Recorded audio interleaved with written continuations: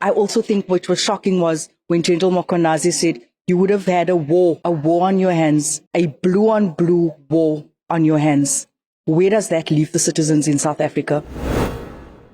Parliament voted in July to establish an Ad-Hoc committee tasked with probing accusations of political meddling and corruption in the police and the wider criminal justice system. Key witnesses included KZN Police Chief Nhlanhla Mkhwanazi, Fannie Masemola, the National Police Commissioner, Shadrack Sibia, the now suspended Deputy National Commissioner, Police Minister Kunu, IDAC boss Andrea Johnson, SAPS Head of Procurement Molefi Fani, Cedric Nkabinde, Minister Kunu's Chief of Staff, former Police Minister Bheki Cele, as well as alleged organized crime top dog Vusi Muzi Kat Matlala. KZN Police Chief Nhlanhla Mkhwanazi backed these claims over alleged corrupt elements weighing down on the South African police service as well as the judicial system. Mkhwanazi took the witness seat and addressed Minister Kunu's directive to disband the political killings task team, allegations of political interference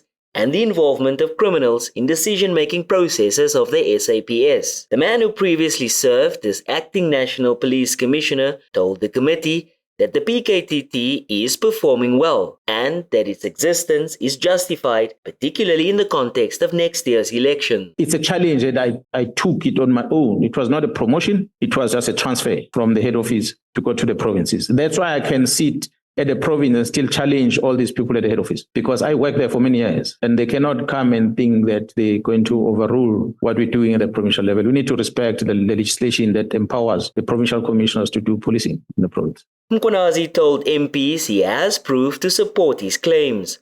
The bulk of the intel is, however, classified and will likely be dealt with in camera at a later stage. Is it the evidence of the general that the attempt to de-establish the political killings system was unwarranted?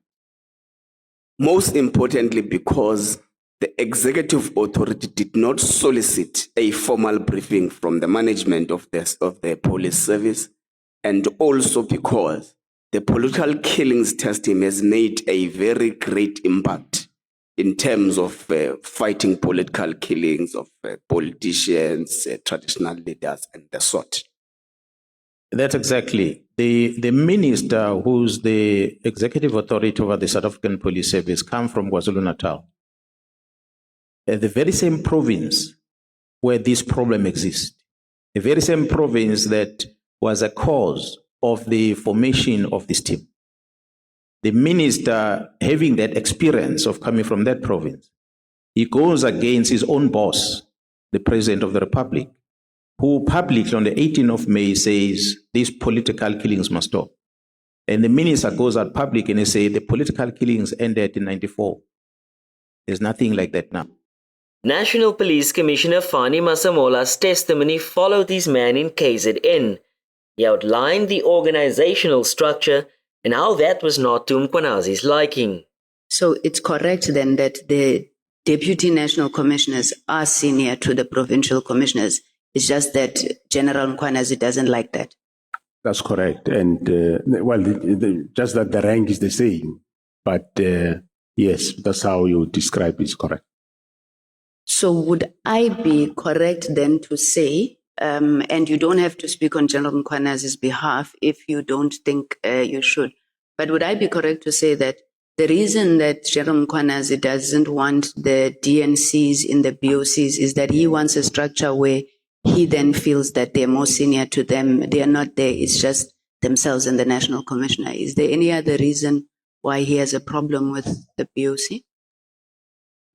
No, I think you take it from the Police Act. Remember, the Police Act says the Board of Commissioners will consist of 9 provincial commissioners and the National Commission. What I alluded to earlier was that, to you, Honorable Chair, is that the Act doesn't prohibit inclusion of any. Hence, we include the Deputy National Commissioners and the Provincial Commission. At that stage, a report back to Parliament was still on the cards for end of October.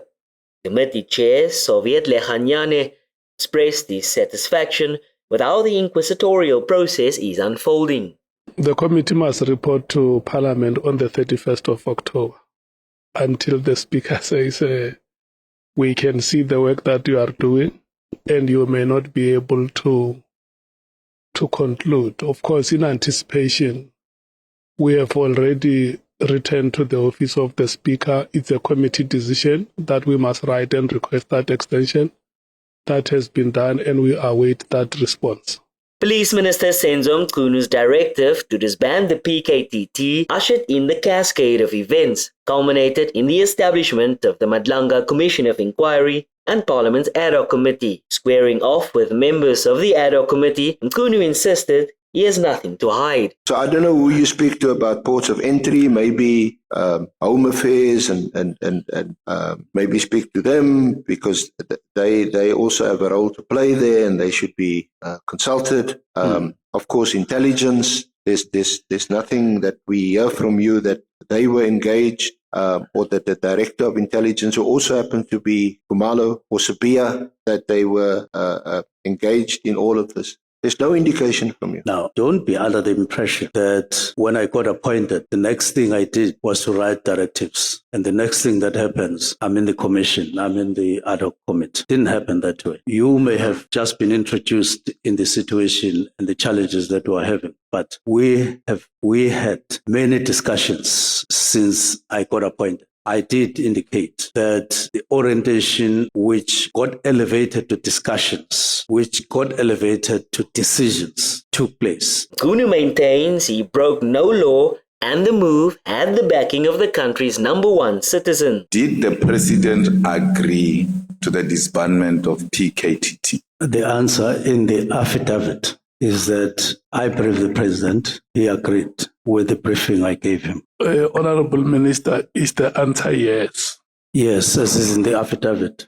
The Ad-Hoc Committee interchangeably sat in Parliament's Good Hope Chamber and the Marx Building. IDAC boss Andrea Johnson also appeared before MPs and refuted claims that the arrest of Crime Intelligence head Dumisani Kumalo aimed to hamper the work of the political killing stars team in Gauteng. The only reason, and I say so respectfully, that there's a buha is because Lieutenant General Kumalo was arrested. I can almost guarantee if his co-accused were arrested and not him, there would have been no questions asked. No buha was raised about the first matter where the CFO of Crime Intelligence was arrested. This was about the arrest of the head of Crime Intelligence, not the arrest of the Crime Intelligence officials. Johnson also testified that IDAC is investigating corruption allegations linked to the 360 million rand SAPS tender awarded to Vusimuzi Kat Matlala. What we have is data. We were never in possession, save for the time of the actual download of any of the electronic devices of Mr. Matlala. But during the download process and in the presence of the police official who brought those cell phones, the cyber expert made it clear that there were gaps as it became apparent that data had been deleted. Of course, that would have to form part of his report as to when data was deleted and or that there is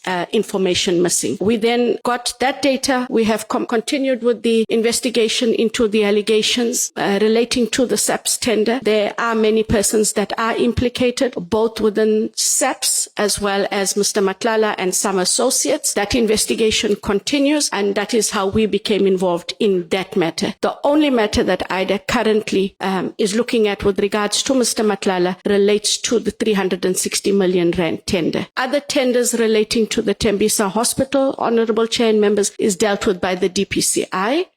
Acting Police Minister Firoz Cachalia testified that Mkhwanazi's press appearance in full military uniform was unacceptable. If he made those statements, if it turns out to have been correct, and the evidence so far before the Nhlanhla Commission, not only by the General himself, but also particularly by those 3 witnesses which apparently corroborated what he said, then I would say that there is compelling evidence in the public domain which suggests that he was behaving as a whistleblower who should then be protected by the law. NPA head Shamila Batohi also took the heat seat, saying both the Nhlanhla Commission and Parliament's Ad-Hoc Committee provide a platform to start rooting out the rot in the criminal justice system. I think it's safe to say that, as I say in my affidavit, as South Africa, we are at a critical inflection point in terms of consolidating the rule of law and accountability in this country. And the allegations that have been made by General Mkhwanazi and where it has brought us, both the Nhlanhla Commission as well as this committee, really gives us as South Africa the opportunity to consider what are the vulnerabilities in the systems. These allegations have brought that into sharp focus in terms of the fact that there are vulnerabilities, and we have to accept that not just in South Africa, but throughout the world, institutions that are fighting for the rule of law are under serious threat and open to vulnerabilities, different types of vulnerability, open to compromise because of the type of the work that we do. And so this moment that we are at right now, should not be squandered. We really should use this as a catalyst for comprehensive institutional reforms that are critical to safeguard, the integrity as well as the effectiveness of all the law enforcement entities across the system. The majority of the prosecutors in the NPA are hardworking, committed prosecutors, and our performance will attest to this, that serve the rule of law and the people of this country and nobody else. And of course, the hardworking prosecutors were concerned about these comments that I'd made and, wondering about who do you trust in your work environment. And I said to them, we work in a work environment where we don't know who to trust. That is the reality. Even sometimes within the prosecuting authority, definitely within the SAPs and other partners, we work under conditions where you do not know who to trust. But you have to have safeguards, and we have to do the work to the best of our ability to serve the people of this country. Police Minister Kunu's Chief of Staff, Cedric Nkabinde, had to make a second appearance as his initial testimony was deemed unusable, and he admitted that dates mentioned in his witness statement with thumbs up. Nkabinde testified about his close friendship with KZN Police Chief Nhlanhla Mkhwanazi.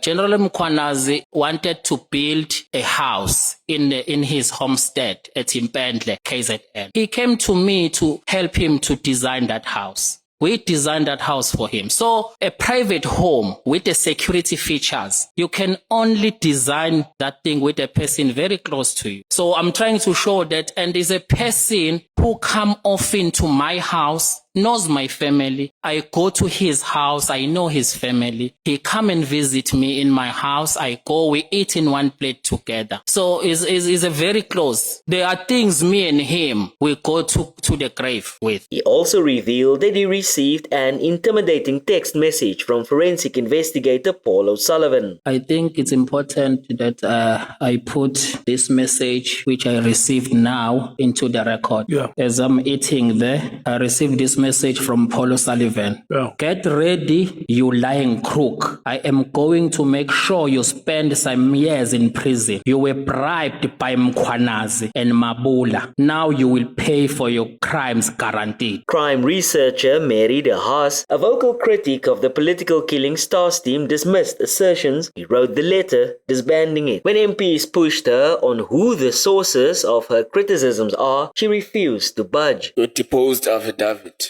It looks like it largely relies on hearsay.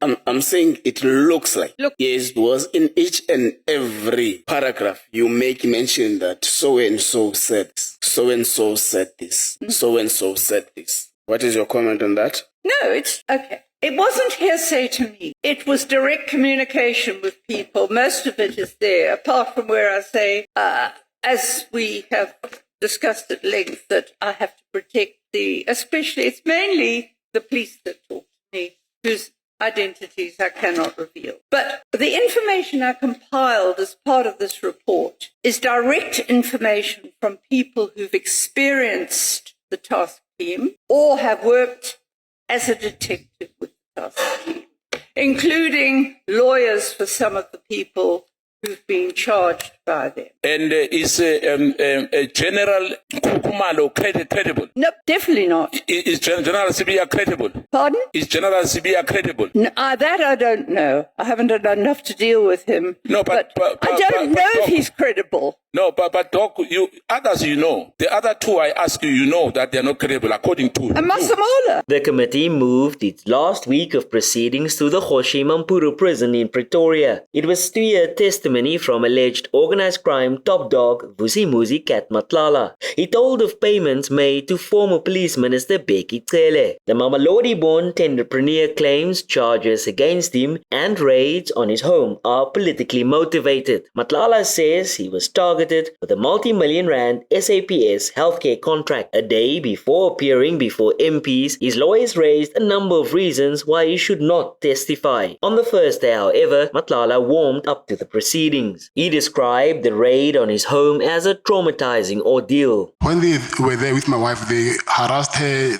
Even now, she still has bruises. They thought maybe she was hiding me in the house. And then what worried me more is that they're saying they're looking for a spare key of the safe. They want to arrest me for a spare key of the safe. But I did not think that someone who has a spare key of his own safe, they will call special task force for him. So I thought there is more to this than what meets the eye. Matlala also questioned the timing of his arrest, saying it came shortly after he stopped taking calls from Cele. Matlala claims he paid Cele 500,000 rand in 2 cash payments, but the former police minister wanted more. They've pulled bank statements of all my accounts, but I'm hoping even the Medicare one should be there. Okay, so what will those bank accounts show? The withdrawal from the bank? They will show a withdrawal yes. of cash yes. at the bank? Yes. Which bank? Which branch? Mainland Main. Mainland? Yes. And which bank? FNB. And were you accompanied from the bank to your apartment with such a huge amount of money? No, I was not accompanied. I don't know if you know Mainland Main. You can actually walk from inside the center, the mall. You don't need to get outside the mall and go to my apartment. Okay. So you can just walk right inside and go upstairs with the elevator to the penthouse. So you don't need to get outside. From the bank, I was with my sister, and then she went to her place, and then I went to the apartment.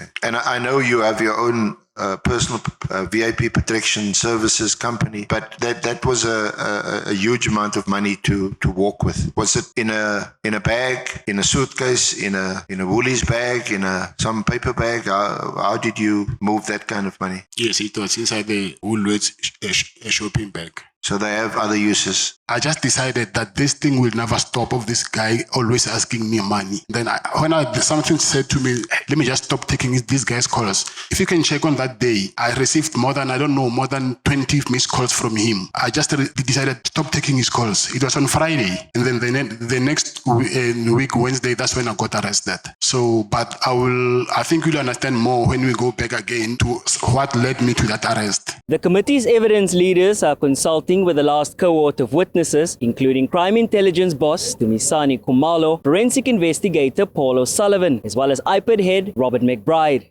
MP's work are set to wrap up at the end of February. Kevin Brandt, Parliament.